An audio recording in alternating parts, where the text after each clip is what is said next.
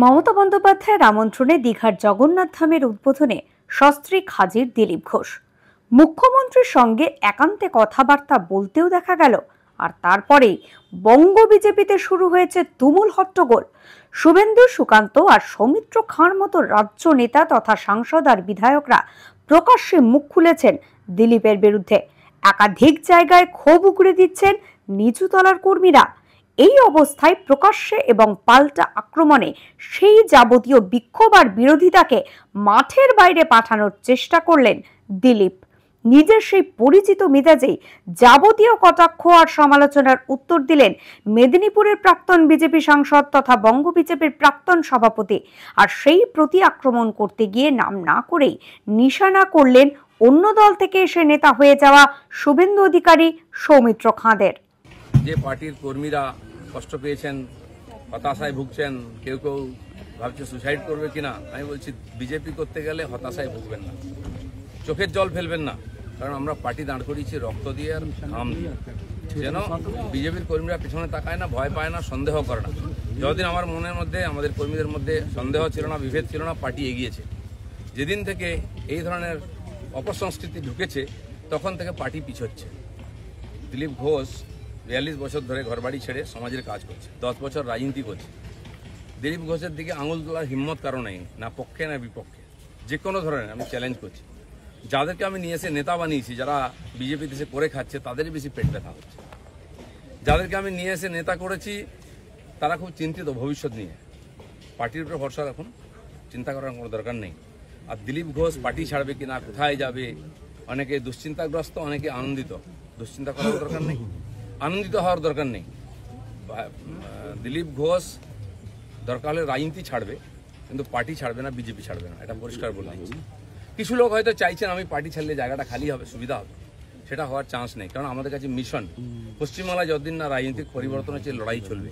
আর যে আমার লক্ষ লক্ষ সাথী 10 বছর ধরে আমার সঙ্গে লড়াই করেছেন, রক্ত দিয়েছেন, ঘাম দিয়েছেন, প্রাণ দিয়েছেন, পরিবারকে রাস্তায় বসিয়ে দিয়েছেন, সেটাই আমাদের কাছে প্রেরণা। কেউ বলছে 57 জন শহীদ হয়েছে, তারা ভাবছেন যে 21 সালে বোধহয় বিজেপি তৈরি হয়েছে।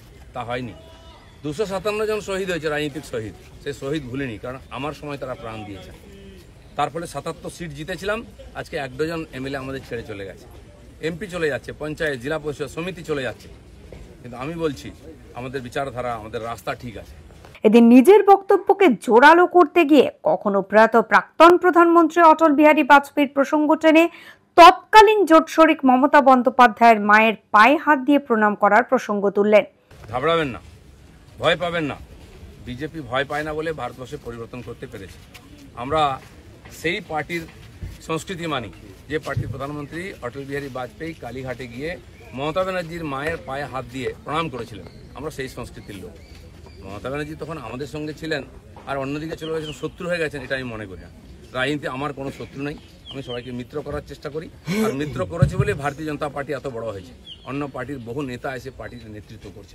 কখনো আবার বাসে চেপে অটল বিহারী বাজপেয়ীর লাহোর যাওয়া এবং তারপরেই কার্গিল যুদ্ধে পাকিস্তানকে উচিত শিক্ষা দেওয়ার প্রসঙ্গও মনে করিয়ে দিলেন দিলীপ ঘোষ। তো সেই জন্য আমরা সেই সংস্কৃতির লোক, সেই পার্টির কর্মী, যে পার্টির প্রধানমন্ত্রী অটল বিহারী বাজপেয়ী শান্তির বার্তা নিয়ে বাসে চড়ে লাহোরে গেছিলেন, শত্রুর দেশে গেছিলেন, ঘোষিত শত্রু পাকিস্তান। প্রধানমন্ত্রীর সঙ্গে আলাপ করেছিলেন। ফিরে আসার পরে পাকিস্তান আক্রমণ করেছিল, কার্গিল যুদ্ধ হয়েছিল। অটল বিহারীর হাত কাঁপেনি, মিরাজ পাঠিয়ে দিয়ে, সেনা পাঠিয়ে দিয়ে সমস্ত বাংকার গুঁড়িয়ে দিয়েছিলেন। আমরা সেই সংস্কৃতি, এটা ভারতের সংস্কৃতি, এটা বিজেপি সংস্কৃতি। এখানেই শেষ নয়। 2019-এর লোকসভা এবং 2021 সালের বিধানসভা নির্বাচনে বাংলায় তাঁর নেতৃত্বে গেরুয়া ঝড় ওঠার প্রসঙ্গ দিলীপের এদিনের বক্তব্যে বারবার উঠে এসেছে। আর তারপরেই 2021 সালের রাজ্য বিধানসভার 77 জন বিধায়ক কিভাবে 62তে এসে ঠেকলো তা নিয়েও ইঙ্গিতপূর্ণ মন্তব্য করেছেন এই ডাক সাইটের সংঘ প্রচারক, যা কিনা ঘুরিয়ে বর্তমান রাজ্য সভাপতি আর বিরোধী দলনেতার নেতৃত্ব নিয়েই প্রশ্ন তুলে দিয়েছে। ঘটনা হলো 2019-এর লোকসভা এবং 2021-এর বিধানসভা নির্বাচনে বাংলার বিজেপির চমকপ্রদ সাফল্যের পরেও দিলীপ ঘোষকে সরিয়ে তুলনায় অচেনা সুকান্ত মজুমদারের হাতে রাজ্য বিজেপির ব্যাটন তুলে দিয়েছিলেন অমিত শাহ, জেপি নাড্ডারা।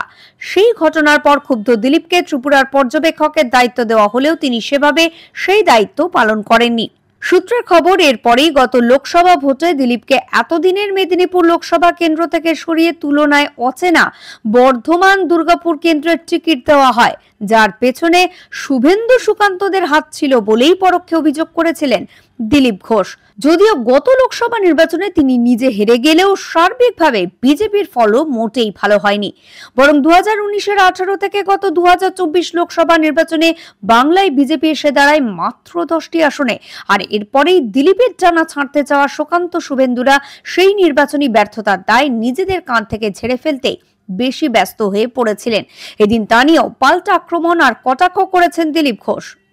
সূত্রের দাবি, দেশ জুড়ে চলতে থাকা বিজেপির সাংগঠনিক নির্বাচনের বাংলার একাধিক জেলায় দিলীপ বনাম সুকান্ত শুভেন্দুদের গোষ্ঠীর বিবাদ বারবারই প্রকাশ্যে আসছে, যার জেরে এখনো রাজ্য সভাপতি নির্বাচন হয়নি। অন্যদিকে বিজেপির সর্বভারতীয় গঠনতন্ত্র অনুযায়ী ইতিমধ্যেই কেন্দ্রীয় মন্ত্রী হয়ে যাওয়া সুকান্ত মজুমদারের পক্ষে আরও একবার রাজ্য সভাপতি পদে শিঁকে ছেঁড়া যথেষ্ট অনিশ্চিত বলে শোনা যাচ্ছে।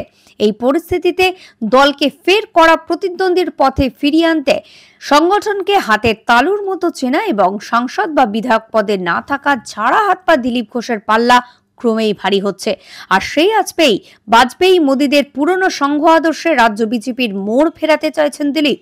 সেই আদর্শের ধ্বজা তুলে ধরতে নরেন্দ্র মোদীর পাকিস্তানে গিয়ে নওয়াজ শরীফের মেয়ের বিয়েতে উপস্থিত থাকার ঘটনাও এদিন উল্লেখ করেছেন দিলীপ ঘোষ। আমার প্রধানমন্ত্রী নরেন্দ্র মোদী তিনি নওয়াজ শরীফের বাড়িতে বিয়েতে নিমন্ত্রণ রক্ষা করতে গেছিলেন, কোনো প্রোটোকল মানেননি, আশীর্বাদ করেছিলেন মেয়েকে। কিন্তু তারপরে পাঠানকোট হয়েছিল, পুলওয়ামা হয়েছিল, কিন্তু নরেন্দ্র মোদী সার্জিক্যাল স্ট্রাইক করতে, এয়ার স্ট্রাইক করতে পিছিয়ে যাননি, কারণ এটাই বিজেপি, এটাই ভারতীয় সংস্কৃতি। সেজন্য আমরা যেন আমাদের পরিচিতি না ভুলে যাই। আমার পাড়ায় বিয়ে হচ্ছে টিএমসি নেতার বাড়িতে, সে টিএমসি করে বলে তার বাড়িতে আমি বিয়েতে যাব না, এই ধরনের জঘন্য নিম্ন রুচির রাজনীতি দিলীপ ঘোষ করে না, করবেও না, এটা আমি ঘৃণা করি। আমার বাড়ির জামাই যদি অন্য পার্টি করে, সেই মেয়ের বাড়ি আমি যাব না, এই রাজনীতি দিলীপ ঘোষ করে না, করবে না। যারা করতে চাইছে এটাকে, বিজেপিকে এই অপসংস্কৃতি আনতে চাইছে, তারা বিজেপি জানে না, তারা বিজেপি জানে না, তারা দিলীপ ঘোষকে চেনে না, এর পিছনে কত ত্যাগ তপস্যা আছে জানে না। যারা 21 সালে এসছে, 20 সালে বিজেপিতে এসছে না, তারা বিজেপি বুঝতে পারবে না। তবে দিলীপ ঘোষ যাই বলুক না কেন, তার পাল্টা দিতে তৎপর হয়েছেন ব্যারাকপুরের প্রাক্তন সাংসদ অর্জুন সিং। অর্জুনের বাক্যবাণে বিদ্ধ দিলীপ ঘোষ জননেতা নয়, তিনি পাইয়ে দেওয়ার রাজনীতি করছেন বলেও দাবি তোলেন অর্জুন। আর এই যাবতীয় বিতর্কে দিলীপের পক্ষে 2018 সালের পুরনো একটি ঘটনাকে যুক্তি হিসেবে খাড়া করছেন বাংলার রাজনৈতিক পর্যবেক্ষকদের একটা বড় অংশ। রাষ্ট্রপতি পদের মেয়াদ শেষ হওয়ার পর সে বছর মে মাসে রাষ্ট্রীয় স্বয়ংসেবক সংঘের আমন্ত্রণে নাগপুরে আরএসএস এর সদর দফতরে গিয়েছিলেন প্রয়াত কিংবদন্তি কংগ্রেস নেতা প্রণব মুখোপাধ্যায়। সেদিন সংঘের মঞ্চ থেকে তাৎপর্যপূর্ণভাবে তিনি বলেছিলেন, ধর্মীয় পরিচয় আর অসহিষ্ণুতা দিয়ে ভারতের জাতীয়তাবাদী সংজ্ঞা নির্ধারণ করার যে কোনো চেষ্টায় আমাদের ঐক্যকে দুর্বল করে দিতে পারে।